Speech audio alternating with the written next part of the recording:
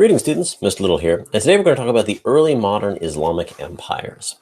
By the end of this video, you should be able to answer these two essential questions. How did the early modern Islamic empires represent changes in state-building practices, and how did these Islamic empires expand and administer their empires over such a large and wide and diverse area? This whole video fits pretty nicely into Unit 3. A lot of these history bites don't fit super cleanly into one unit or the other, but this one is pretty much all Unit 3. So real quick, I want to start off by addressing what usually confuses students about the difference between the Gunpowder Islamic empires and, say, earlier Islamic empires like the Caliphate or the various Sultanates. So one of the differences between these other empires is that these new empires were very much about the use of gunpowder. And while they continued to use cavalry, archers, and non-gunpowder units, gunpowder really became their bread and butter. Like earlier empires, they continued to utilize Islam as a tool of authority to legitimize their claims to the thrones of their empires. Although we're going to see there were some distinct differences. One of the major differences, though, in terms of ethnic makeup, was that these empires were almost exclusively Turkic, or in the case of the Safavid Empire, probably Kurdish in origin, and were not Arab and not Persian. Although they adopted elements of Arab culture and Persian culture, these were not. Most Islamic states up to that point had been Arab or Persian at some point, with the exception of the early Turkic sultanates. And these new empires, unlike some of their successors, claimed direct connection to Timur and Genghis Khan. Even though Genghis Khan and Timur had waged war against earlier Turkic Islamic states in the area, these empires claimed their descent directly from Genghis Khan. And one of the things about these empires is that they would sometimes refer to themselves as the Sultan Khans. The Ottoman Empire, the sultans would refer to themselves as Khans. Also, unlike some of the earlier Islamic empires, which had been very stringent on their orthodoxy, especially like the Abbasid Caliphate, the Islamic gunpowder empires really were big on Sufi orders. Almost all of them had some major connection to Sufi orders in both their courts as well as in their wider society. So Sufis got a little bit more of a leg up in these empires versus some of those earlier Islamic empires, which had been much more on the orthodox side.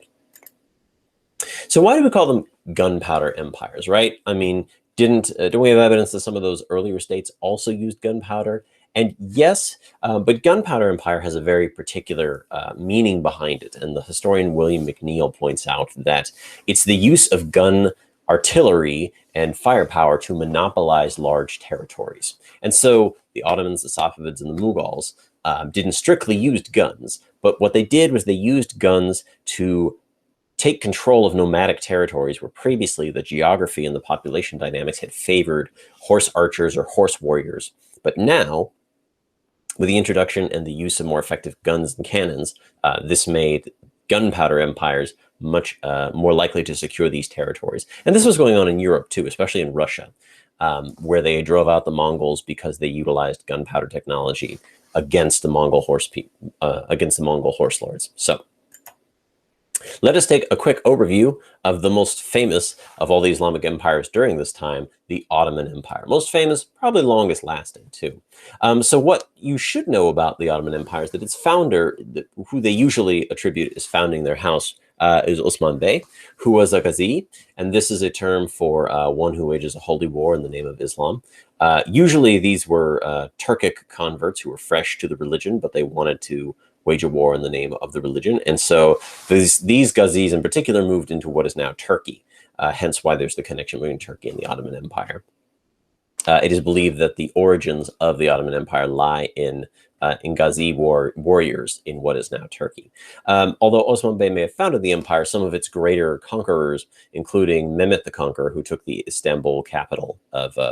the Byzantine capital of Constantinople and made it the capital, really seizing the imagination of the world by taking the largest city in Christendom and turning it into the capital of this large Islamic empire. And Suleiman the Magnificent would follow him up with several large conquests in Egypt.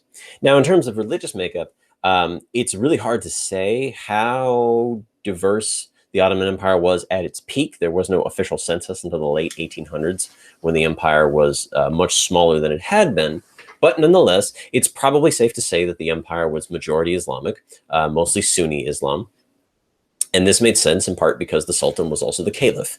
After Suleiman took control of Egypt, he had himself titled Caliph. And so the Sultans until 1920 were also Caliphs. But this didn't mean that there weren't others. So the Ottoman Empire expanded into the Balkans, which means they took control of Christian territories. They also had large numbers of Shia Muslims living in their territory in the Middle East. Most famously, the Ottoman Empire took in Jewish refugees fleeing from the Inquisition in Europe. The city of Salonika, which is now known as Thessaloniki in Greece, was famously a Jewish city for a very long time because the Ottoman Empire allowed all the Jewish refugees to settle in that city. The Ottoman Empire is particularly unique because it had a couple of ruling policies that set it apart in world history. One of which is something called the Millet system, in which they organized their empire along the line of the majority religious community in the territory. And so, for example, they had a Millet that was for Christians. They had a Millet that was for Armenian Christians. They had a Millet that was for Catholics, a Millet that was for Orthodox. They had a Millet that was for Jews, and they had a Millet that was for most Muslims, and then broken up along various lines. And so in this case, they allowed each religion to practice its own faith freely, but also to administer its own justice. So if you are a Christian who commits a crime against another Christian, you are tried in a Christian court, so on if you're Jewish or Muslim. The only exception to this was that if somebody who was not a Muslim committed a crime against a Muslim, then they would be tried in a Muslim court. Was the one exception to that rule. There was also an institution known as the Devshirme, which was a recruiting tool to create a bureaucracy. This is usually said to have lasted throughout the entire empire, but it's widely, scholars note that it started to break down after the late 1600s. But essentially they would recruit young children to become either soldiers or bureaucrats for the court. And these people would not be allowed to marry or have families or inherit land or pass on land to their families. And so you essentially had this like rotating system of bureaucrats. And this was both a loved and hated institution. We have documents of Christian populations in the Balkans who think this was like the worst thing ever to have their children potentially taken away from them. But we also have documents in which parents acknowledge that this would be a really good opportunity for their child to rise and climb the social ladder of the empire. So as with history, it's fairly complicated. Those who became soldiers would join a group known as the elite Janissary Corps. And these were elite units that would sometimes spearhead the conquests of the empire. And although they did use guns, they actually did prefer to fight on horseback with bow and arrows. But nonetheless, they did use guns. And what made the Janissaries different from the regular army was that they were personally loyal to the Sultan and not maybe loyal to their lord or their commander. The Janissaries would form an effective fighting force. They would allow the Ottoman Empire to expand to great heights. But the problem was it only takes a couple of weak sultans to give in to some of the Janissary demands for privileges and then have them become a self-replicating elite that would then become a burden on the empire and eventually have to be put down in the early 1800s. If we go a little bit to the east in what is now Iran, what is now like Iran, Azerbaijan, and parts of Iraq, you have the Safavid Empire, which was a Shia Muslim state, one of the largest and most prominent in history, founded by a Shia Sufi named Ismaili, and more famously succeeded 2 generations later by his great-grandson Shah Abbas the Great. Now, again, what makes the Safavid Empire so unique was in part its emphasis on Shia Islam. Now, Shia Islam has always been the smaller of the 2 branches of Islam, so there was Shia and Sunni. And while Shia Muslims have had states historically, in fact, there was one time when Shia Muslim states were the majority in the Islamic world, it never had a majority of the actual believers of the faith.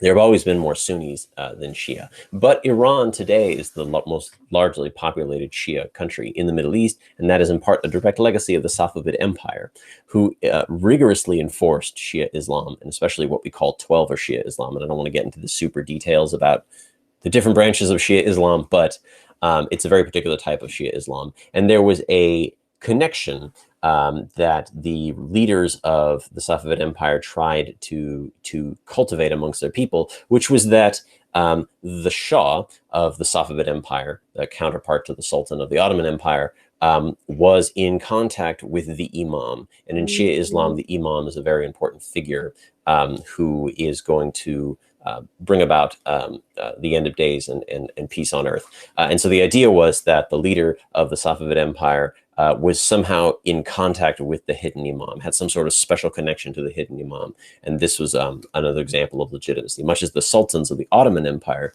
claimed to represent the entire Islamic world via the title of caliph, which they took from the last Abbasid caliphs in Egypt.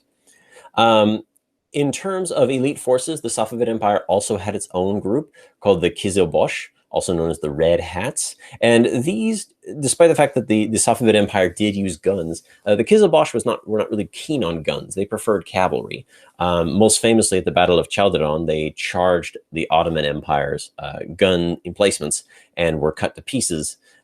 So, not always super effective, but nonetheless, the Kizilbosh were intensely loyal to the Shah and allowed the Shah to maintain his hold on his new empire in Iran. If we go even further east to what is now India, parts of Central Asia, we see another great empire called the Mughal Empire. Now, some people know that Mughal is literally just the Persian word for Mongol, and that it makes sense. The founder of the Mughal Empire, Babur, was a Central Asian sort of warlord, and he claimed descent from Timur, claimed descent from Genghis Khan. And so when Babur was defeated in his Central Asian homeland and fled into what is now India and decided to establish an empire there, he decided to literally call it the Mongol Empire to sort of make that connection between the famous and well-known Mongol Empire of the past. What's interesting also about the Mughal Empire was that even though Islam had been present in India and South Asia, it was still a small minority. It had not taken more than perhaps 10 to 15% of the population. And so in establishing an empire in India, Babur and his successors, Akbar, and to a much, much lesser extent, Aurangzeb, had to sort of deal with the fact that they were a small ruling minority in a very large, very diverse region of the world. And so to that extent, they had to be sort of cooperative and tolerant of these other religions. And probably the best example of this was how Babur, up through Aurangzeb, removed the Jizya, which was the non-Muslim tax that was required on people who were not Muslim. And in many other ways, the Mughal Empire attempted to really establish a united empire across their domains. So, for example, they created the rupee, which is still used in South Asia today and in India today as a standard form of currency. It's changed a little bit, of course. They also created these administrative regions known as Subah, which also reflect many of what used to be the princely states of India today. In terms of who would collect those taxes, they had groups of people called Zamindars that they would give a certain plot of land and say, you collect the taxes from here for us.